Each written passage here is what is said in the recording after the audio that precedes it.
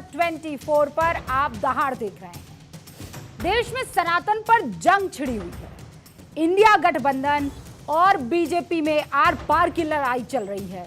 तमिलनाडु के मुख्यमंत्री MK Stalin के बेटे उदयनिधि स्टालिन ने सनातन की तुलना, याद कीजिए, डेंगू, मलेरिया, कोरोना से की।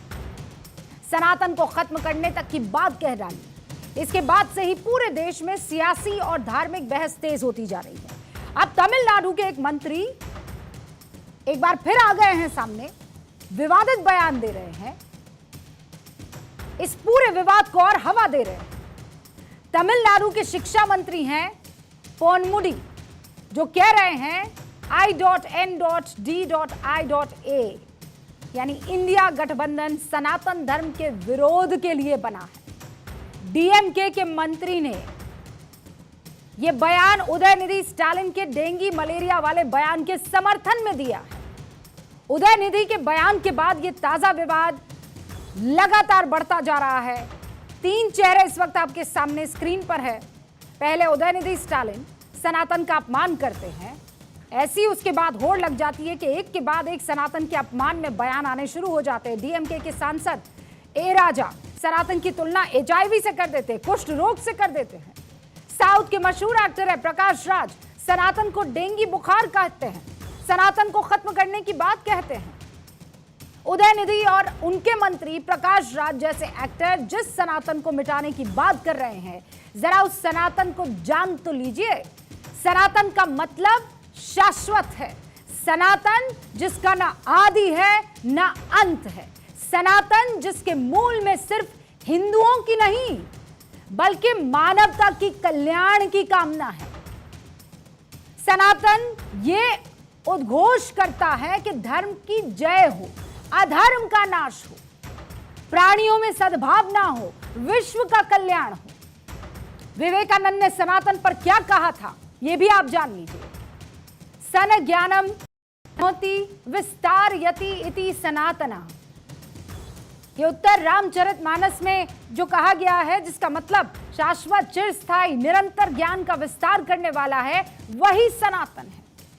सनातन का मतलब है वसुधैव कुटुंबकम। श्री रामचरितमानस में तुलसीदास जी ने क्या लिखा है? लिखा है अल्प मृत्यु नहिम कवनियु पीरा, सब सुंदर सब बिरुज शरीरा, न दीना न हिम कहू अभुद न लक्षण हीना। मतलब जहां सनातन का राज होता है वहां की सब अपनी पूरी उम्र जीते हैं, कोई दुख नहीं होता है, सब सुंदर और स्वस्थ रहते हैं, सब है, सब सब सब में बुद्धि होती है। लेकिन बगैर सनातन का मर्म समझे उसका अपमान करने का यह सिलसिला बिहार तक पहुंच गया है। बिहार में आरजेडी के अध्यक्ष जगदानंद सिंह ने कहा कि तिलक लगाने वालों ने भारत को गुलाम बनाया। बिहार के शिक्षा मंत्री चंद्रशेखर ने जनवरी में क्या कहा था, याद कीजिए, कि मनुस्मृति और रामचरितमानस नफरत फैलाने वाले ग्रंथ हैं। चंद्रशेखर के इस बयान का समर्थन समाजवादी पार्टी के नेता स्वामी प्रसाद मौर्य ने किया था। हिंदू विरोधी बयानों से वो लगातार सुर्खियों में रहते हैं। ये तक कह दिया था कि हिंदू धर्म नाम का कोई धर्म ही नहीं है, ये तो धोखा है। एक के बाद एक बस आप सुनते चले जाइएगा। सनातन धर्म है ये मत भूलिएगा। और जब मैं आपको ये सारे बयान सुना रही हूं, किसी ने इशारों में नहीं कहा है, बकायदा नाम लिया है धर्म का। सनातन, हिंदू धर्म को धोखा कहने वाले स्वामी प्रसाद,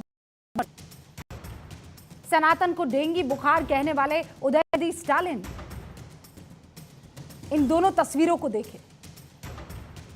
सनातन की ताकत क्या है आपको पता चलेगी। G20 समिट में शामिल होने के लिए जब ब्रिटेन के प्रधानमंत्री ऋषि सुनक भारत आए तो इसी सनातन धर्म में रंगे नजर आए। मॉरिशस के प्रधानमंत्री प्राचीन नगरी वाराणसी पहुंच गए, बाबा विश्वनाथ का जलाभिषेक किया। सनातन के अपमान से बीजेपी और इंडिया गठबंधन आमने सामने है। बीजेपी के वरिष्ठ नेता रविशंकर प्रसाद आज एक बार फिर कांग्रेस पर सवाल उठा रहे हैं और पूछ रहे हैं कि आखिर सनातन के अपमान पर राहुल गांधी, सोनिया गांधी खामोश क्यों हैं? इंडिया सनातन को बदनाम करने के लिए क्या बना हुआ है? एनडीए के सहयोगी और एलजेपी के सांसद चिराग पासवान कह रहे हैं कि धर्म को निशाना बनाना गलत है।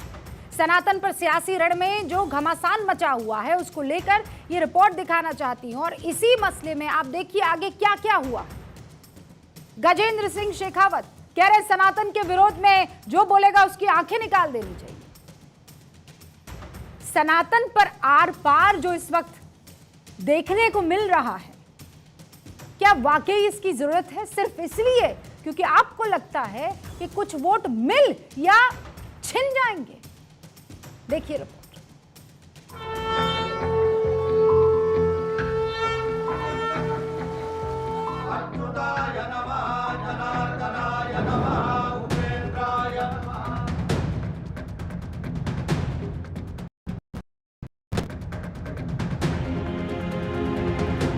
இந்தியா என்ற இங்கே எல்லாம் நண்பர்கள் சொல்லிவிட்டார்கள்.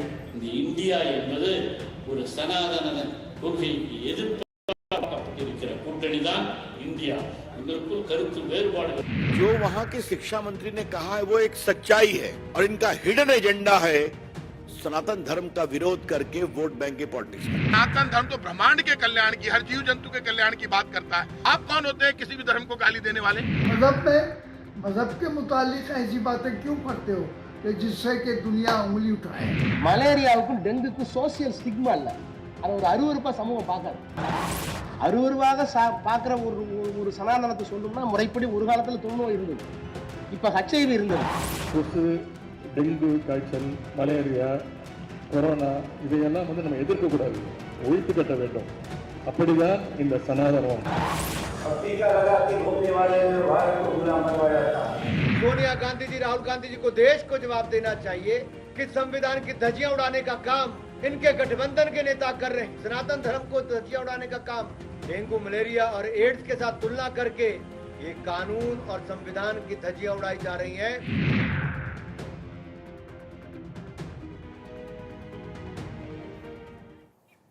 सारे खास मेहमान हमारे साथ जुड़ चुके हैं, लेकिन अब सवालों की बारी बहुत जरूरी है। अनिला सिंह जो कि राष्ट्रीय प्रवक्ता है भारतीय जनता पार्टी की, हमारे साथ जुड़ चुकी हैं। तहसीन पुनावाला राजनीतिक विश्लेषक अब से कुछ ही देर में हमारे साथ जुड़ेंगे। धीरेन्द्र मुन्ना जी प्रवक्ता हैं एलजेपी, रामविलास पासवान गुट के हमारे साथ जुड़ चुके हैं। आनंद दुबे जी राष्ट्रीय प्रवक्ता है उद्धव ठाकरे वाली शिवसेना के, आपका बहुत बहुत स्वागत है। प्रोफेसर सुबोध मेहता जी आरजेडी के प्रवक्ता आपसे कुछ ही देर में हमारे साथ जुड़ेंगे। रामकृपाल सिंह साहब वरिष्ठ पत्रकार इस वक्त आपको स्क्रीन पर नजर आ रहे हैं। लेकिन जो सवाल है आज जिस पर दहाड़ होना जरूरी है वो ये कि इंडिया गठबंधन सनातन का विरोध करने के लिए क्या बनाया गया है। और ये हम तो नहीं कह रहे हैं, ये तो तमिलनाडु के शिक्षा मंत्री कह रहे हैं। जवाब इंडिया गठबंधन को देना होगा। दूसरा सवाल कि क्या वाकई ये जिस तरीके से लगातार सनातन को लेके आर पार की स्थिति बनी हुई है ये जायज है? इंडिया गठबंधन की सभी पार्टियां क्या डीएमके के विचारों से सहमत है? तीसरा सवाल, सनातन से इसलिए चिढ़ क्योंकि नरेंद्र मोदी बीजेपी की तरफ से सनातन को एक नई पहचान दी जा रही है।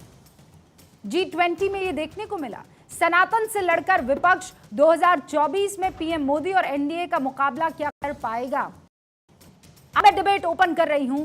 आनंद जी शुरुआत आपसे करते हुए, आपने कई मर्तबा मेरे डिबेट्स में, चाहे रामचरितमानस हो, चाहे वो चौपाइया हो, चाहे वो दूसरे ग्रंथ क्यों ना हो, इस सनातन धर्म के कोट करते हुए अपनी बातों को रखा है। आप आज शिवसेना उद्धव गुट के प्रवक्ता होने के नाते तमिलनाडु के शिक्षा मंत्री और बाकी तमाम वो लोग, उदयनिधि से लेकर बाकी वो लोग जो इंडिया गठबंधन के साथी हैं, उनके पक्ष में खड़े हैं कि नहीं? सिर्फ मुझे हाँ या ना का जवाब दीजिएगा आनंद जी, और उसके बाद अपनी फिर कोई बात रख लीजिएगा।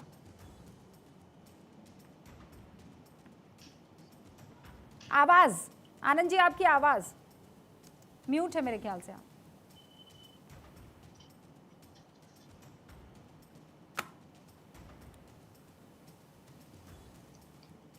आनंद जी की आवाज मुझ तक नहीं पहुंच पा रही, कुछ तो मेरे ख्याल से दिक्कत है। आनंद जी मैं इंतजार कर रही हूं, आज आपकी ही आवाज से शुरुआत होनी चाहिए।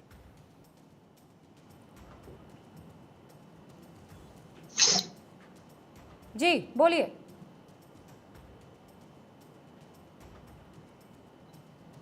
नहीं आनंद जी,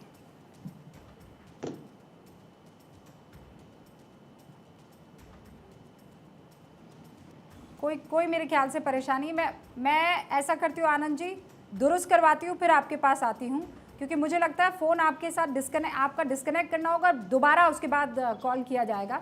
मैं आपका रुख करूँगी। अनिला जी, मैं चाहती थी आनंद जी बहुत क्लैरिटी के साथ अपनी बात रखें और उसके बाद मैं इस डिबेट को ओपन करूँ।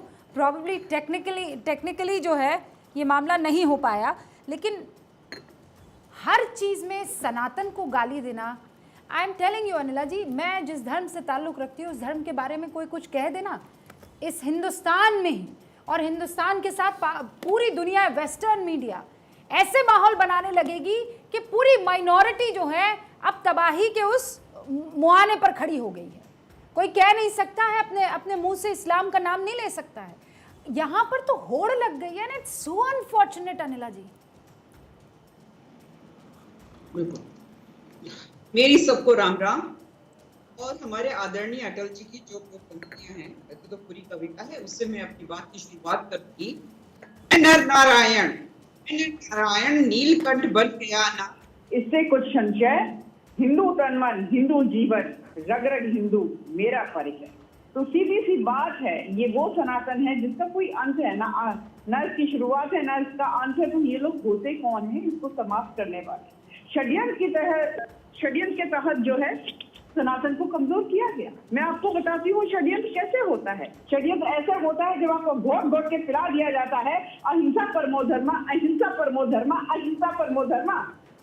कोई एक गाल पे चाटा मारे तो दूसरा गाल आगे कर दो, पर ये सनातन परंपरा नहीं है। सनातन परंपरा कहती है अहिंसा परमो धर्मा, धर्म हिंसा तथैव च, यानी कि अहिंसा जो है वो सबसे अच्छा है, परंतु अगर आपके धर्म पर आंच आ रही है तो हथियार उठा लो। इसीलिए सनातन में हर देवी देवता के हाथ में आपको हथियार मिलेगा, ये उस हथियार का उचित इस्तेमाल करो।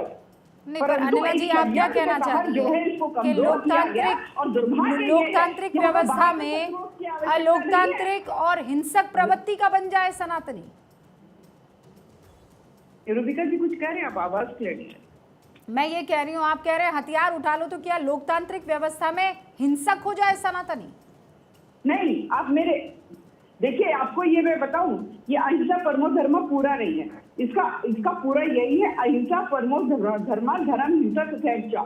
यानी अगर आपके धर्म पर आंच आती है तब आप अपने हथियार उठाओ। और हथियार केवल तलवार बंदूक नहीं होते, कलम भी बहुत बड़ा हथियार होता है, बहुत बड़ा हथियार होता है। परंतु कलम नहीं चल रही है आजकल किसी की। क्यों नहीं चल रही है भाई? हमें शत्रुओं की बाहर से आवश्यकता नहीं है। इसी देश में शत्रु बैठे हुए हैं और राजनीतिक दलों में भी शत्रु बैठे हुए हैं, जिनके पास सत्ता आ जाती है और एजेंडा नहीं। तो आप क्या कह रही हैं, कौन सा हथियार?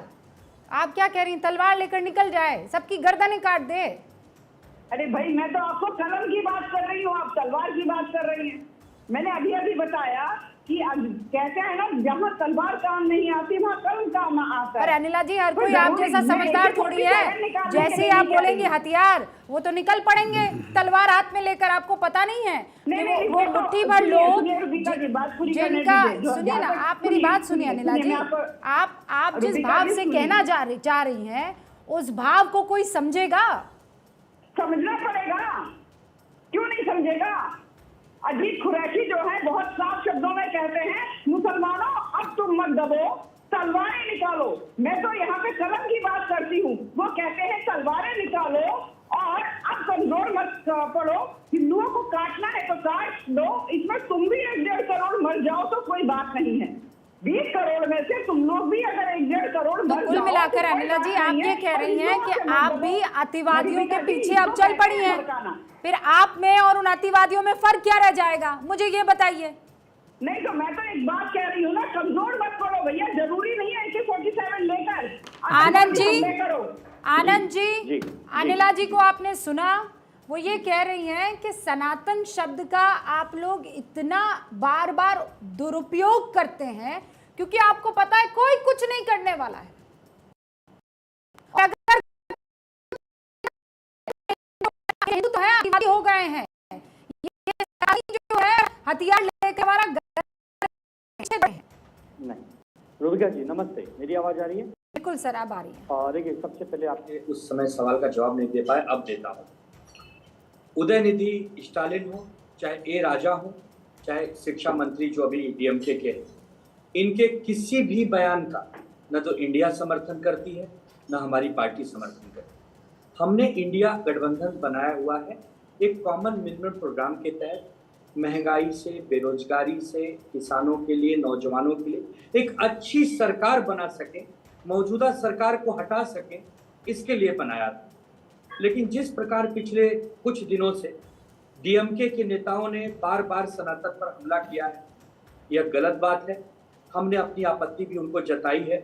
हमने कहा कि यदि आपके पास अल्प ज्ञान है, आप बुद्धिहीन हो गए हैं, आप आइए हमारे पास, हम व्यवस्था करेंगे, आपको सनातन धर्म के बारे में सही जानकारी देंगे। एक बार ये बताइए, एक सेकंड, आपने जो ये आपत्ति दर्ज कराई है, आप लोग ये बीजेपी से क्यों अलग हो गए थे? किसी मुद्दे को लेकर अलग हो गए थे ना, बर्दाश्त नहीं कर पाए थे, क्या था वो मुद्दा? नहीं, भारतीय जनता पार्टी से हमारे अलगाव का कारण 2019 में चुनाव के तत्काल बाद मुख्यमंत्री के पद को लेकर था। एब्सोल्युटली, मुख्यमंत्री पद को लेकर तो आप बीजेपी से अलग हो सकते हैं, बिल्कुल, हाँ, बिल्कुल, क्योंकि वो मुख्यमंत्री का पद है, बिल्कुल बिल्कुल। लेकिन आप इंडिया गठबंधन से सनातन को गाली देने वाले लोगों से अलग नहीं हो सकते हैं। नहीं, सुनिए, अब आपने छेड़ा तो सुनिए। नहीं, छेड़ा नहीं है, मैं यही जानना चाह रही थी। यहाँ पर आपत्ति दर्ज करा रहे हैं, यही बताऊंगा, और वहां पर आपने अपना रिश्ता तोड़ दिया। तो आपके पास सही जानकारी होनी चाहिए। भारतीय जनता पार्टी शिवसेना की सीधे मित्रता थी, 30 वर्षों से हम मित्र थे। हाँ। कई बार हमने केंद्र में, राज्य में सरकारें चलाई। ध्यान से सुनिए, डीएमके से हमारा कोई संबंध नहीं है। वो तमिलनाडु की पार्टी है, हम महाराष्ट्र की पार्टी। अरे हमारा भैया, कोई डायरेक्ट गठजोड़ नहीं। आनंद जी, कोई डायरेक्ट गठबंधन क्या होता है? कॉमन मिनिमम प्रोग्राम है कि नहीं है? वो डीएमके आपके इंडिया गठबंधन का सहयोगी है कि नहीं है? रूबिका जी सुनिए, देखिए, मेरी बात यदि जनता तक नहीं जाएगी तो लोग गलत समझेंगे। मुझे 1 मिनट का अवसर दीजिए अपनी बात बताने का। आनंद जी, मैं तो बिल्कुल दूंगी, मैं आप ही को मौका दूंगी, आज आप ही को बताना है। जीवन में पहली बार डीएमके के साथ हमने मंच साझा किया है, वो भी इंडिया के प्लेटफॉर्म पर। मुंबई में सब लोग आए, हमने सबका दिल खोलकर स्वागत किया। हमें कतई अंदाजा नहीं था कि इस मीटिंग के बाद डीएमके के नेताओं की ऐसी बयानबाजी होगी। हम उनको 1 बार 2 बार चेतावनी देंगे, अन्यथा हम अपनी आपत्ति दर्ज करा के या तो उनसे बाहर निकल जाएंगे या उनको बाहर निकाल देंगे। ये तय है। सनातन का बार बार अपमान हम नहीं सहेंगे रूबिका जी, ये आपके माध्यम से क्लियर कह देता हूँ। अच्छा, तो आप अभी और बर्दाश्त करने का मादा रखते हैं कि 2-4 गाली और आ जाए सनातन को, तब जाकर मेरे दिल को ठेस पहुंचेगी, उद्धव ठाकरे जी का मन मसोटेगा, और फिर आप कहेंगे अब बर्दाश्त नहीं है, मैं तो चला अपने रास्ते।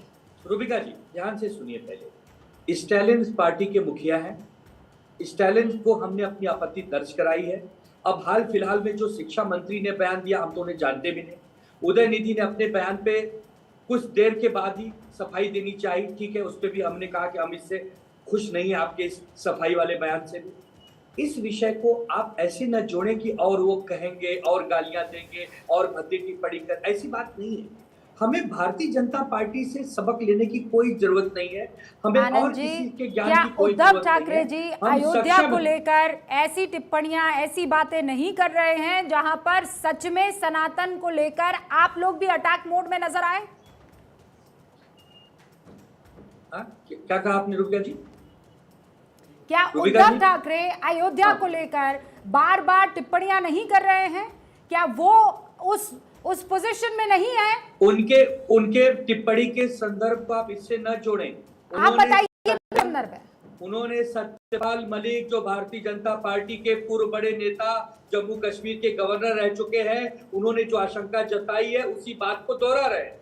उद्धव ठाकरे जी कह रहे हैं कि भारतीय जनता पार्टी के चाल, चरित्र, चेहरा अब तक जो सामने आया है, ये चुनाव जीतने के लिए दंगे तक करवा सकते हैं, हिंसा करवा सकते हैं। तो क्या ये अयोध्या में जो राम मंदिर, राम भक्त वहां जाएंगे, क्या उन पर हमला भी करवा सकते हैं? एक आशंका सत्यपाल मलिक जी के बयान से जोड़ के कही है। अच्छा, इसमें सनातन काम से आ गया। और चाल, चरित्र, चेहरे का बदलाव इसे नहीं कहेंगे कि उस मतलब वो शिवसेना, बाल ठाकरे की शिवसेना अब ये कह रही है कि अयोध्या में राम मंदिर के नाम पर दंगे हो जाएंगे। ये चाल चरित्र चेहरे में बदलाव नहीं है। रूबिका जी, आपने नू की हिंसा भूल गए, मणिपुर की हिंसा भूल गए।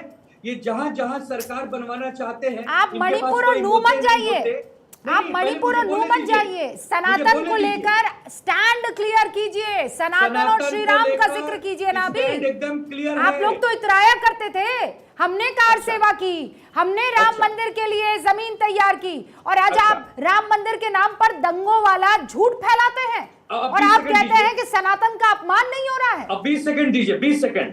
19 में हम सरकार में आते हैं महाराष्ट्र में कांग्रेस के साथ। 20 में आदरणीय उद्धव ठाकरे जी अयोध्या जाकर रामलला जी के दर्शन करते हैं। फिर 2022 में आदित्य ठाकरे जी वहां जाकर दर्शन करते हैं। हम लोग उद्घाटन में भी जाएंगे। हम तो हमेशा राम मंदिर और अयोध्या आते जाते रहे हैं। ये बात देश से जुड़ी है।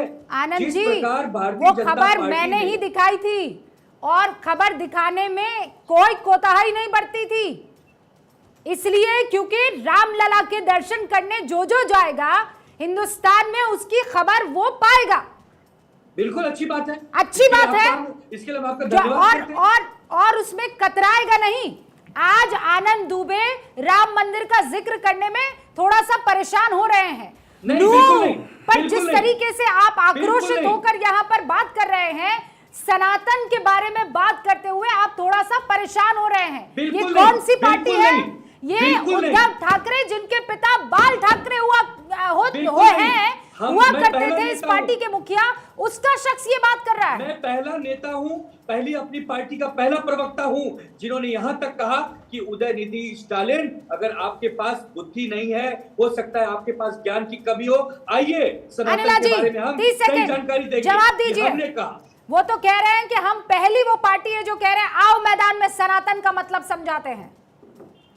देखिए, सबसे पहली बात तो आनंद जी, ये जो आप जो भी कुछ बोल रहे हैं ना, जो आपकी पार्टी के अध्यक्ष हैं, जरा उनके मुंह से भी निकल आता तो बहुत अच्छा होता। ठीक है, आप क्या कह रहे हैं इससे फर्क नहीं पड़ता, आपके पार्टी के अध्यक्ष क्या बोल रहे हैं उससे बहुत फर्क पड़ता है। यहाँ तो आपने स्टालिन के कुपुत के विषय में कह दिया। मुझे बताइए, समाजवादी पार्टी के नेता के विषय में कुछ बोलेंगे क्या? आरजेडी के नेता के विषय में कुछ बोलेंगे क्या? कांग्रेस के नेता के विषय में कुछ बोलेंगे क्या? मेरा सनातन, आप लोग अपनी पार्टी का नाम बदल दीजिए, शिवसेना रखते हैं, रखा हुआ है ना शिवसेना उद्धव ठाकरे। हाँ, क्या मतलब है भाई? जिसकी पार्टी में शिव का नाम हो और वो उस गठबंधन के साथ है जो कि सनातन का निरंतर अपमान कर रहा है। तीन और मेहमान इस वक्त हैं। अनिला जी, मैं 1 सेकंड 30 सेकंड में जवाब लेना चाहती हूँ, उसके बाद मेरे 3 और मेहमान। ऑलराइट, आनंद दुबे जी 30 सेकंड में जवाब दीजिए। तो ये कौन सी बात होती है कि हम सनातन का अपमान नहीं करेंगे? ये 30 सेकंड में जवाब दीजिए। रूबिका जी, यही बात मैं पहले भी कह रहा था। भारतीय जनता पार्टी को सनातन और हिंदू धर्म पर बोलने का कोई अधिकार नहीं है। आप स्वयं घोषित अपने आप को हिंदू मानते हो, आप सर्टिफिकेट बांटने वाले नहीं हैं। आप महबूबा मुफ्ती के साथ जाकर सरकार बना चुके हैं। आपने वो गरिमा खो दी है, आपने वो गरिमा खो दी है। आप बोलने लायक नहीं है।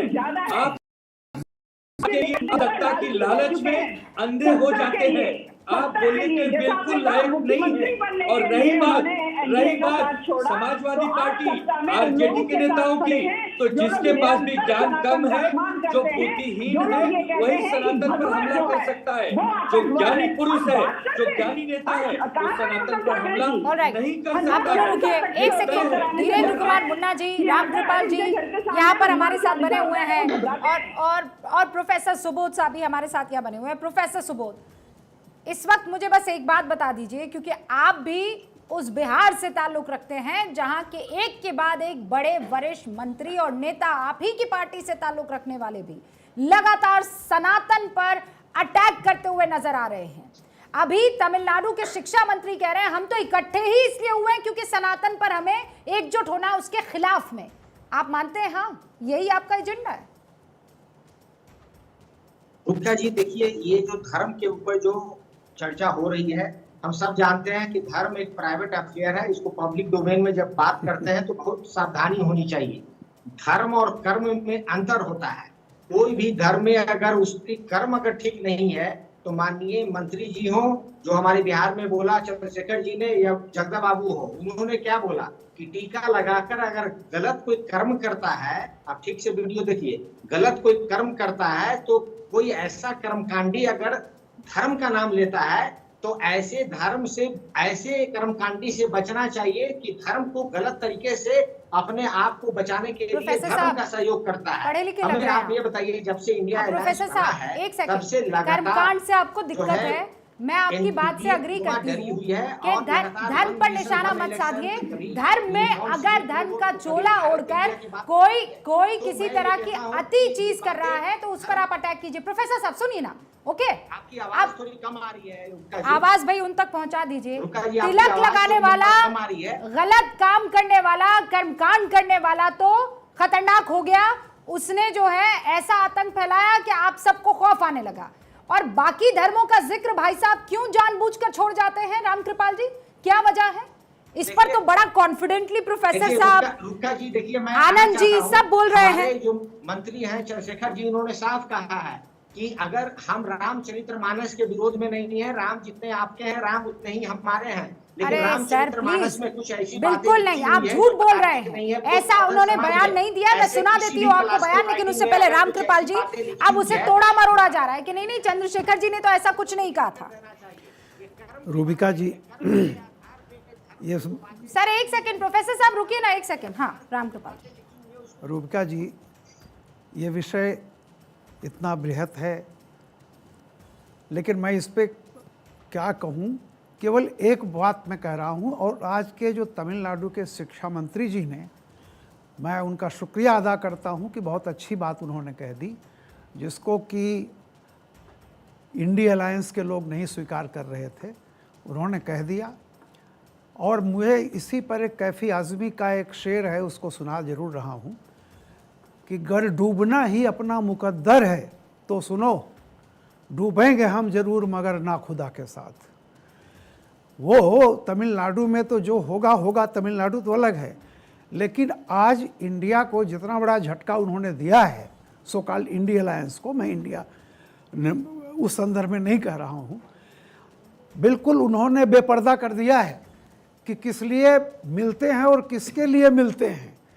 और अगर ये नहीं है तो फिर बहुत साफ साफ ये किंतु परंतु दुबे जी, इससे बात बनती नहीं है। पहली बात तो यह है कि जैसा रूबिका जी ने खुद कहा कि थोड़ा सा पढ़े लिखे लोगों को बोलना चाहिए। किसी ने लिखा है कि प्रकृति का साक्षात्कार दार्शनिक ने किया, उसकी व्याख्या की विज्ञानी ने, लेकिन दुनिया को बदलने का काम किया राजनीतिज्ञों ने, जो ना तो दार्शनिक था ना विज्ञानी था। तो कम से कम थोड़ा पढ़ लिख लेना चाहिए। देखिए, आप जातिवाद की बुराई कीजिए, आज से नहीं, गौतम बुद्ध, महावीर, और उसके बाद लेटेस्ट रहिए तो ईवी रामास्वामी नायकर पेरियार, पता नहीं कितने लोग आए, उन्होंने काम किया। राजा राम मोहन राय सामाजिक कुरीतियों को लड़ते हुए एक लंबी लड़ाई लड़ी, लेकिन किसी ने उसमें यह नहीं कहा कि हम सनातन को उखाड़ फेंकेंगे। अरे जिसकी जड़ ही नहीं है, न जो आदि है न अंत है, जो अनादि है, उससे क्या लड़ाई लड़ोगे? रामकृपाल जी, एब्स्ट्रैक्ट की बातें मत कीजिए। अगर लड़ना ही था तो आप कहते कि मैं जातिवाद के उन्मूलन के लिए हूं। मैं कभी भी किसी चीज को आप ना जब चीजें रखते हैं ना, तब आपको पूरा भाव समझ में आता है। प्रोफेसर सुबोध, मैं अच्छे से जानती हूं, आप भी इस बात को मानेंगे, पढ़े लिखे इंसान हैं आप। आनंद दुबे जी, आप भी इस बात को मानेंगे, आपकी मजबूरी हो सकती है कि आप स्क्रीन पर ना शेयर कर पाए, लेकिन धीरेन जी यही सवाल लेकर, मुझे पता है ऐसा ही एक कोई डिबेट चल रहा था, नुपुर शर्मा ने वहां पर किसी धर्म का जिक्र नहीं किया, लेकिन प्रॉफिट सल्लल्लाहु अलैहि वसल्लम का जिक्र किया था। आज तक वो महिला अपना चेहरा नहीं दिखा पाई है स्क्रीन पर, यह हालत हो गई थी।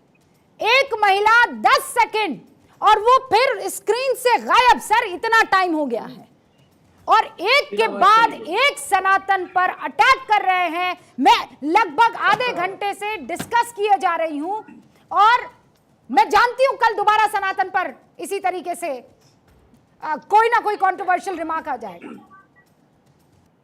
धीरेन्द्र कुमार मुन्ना जी।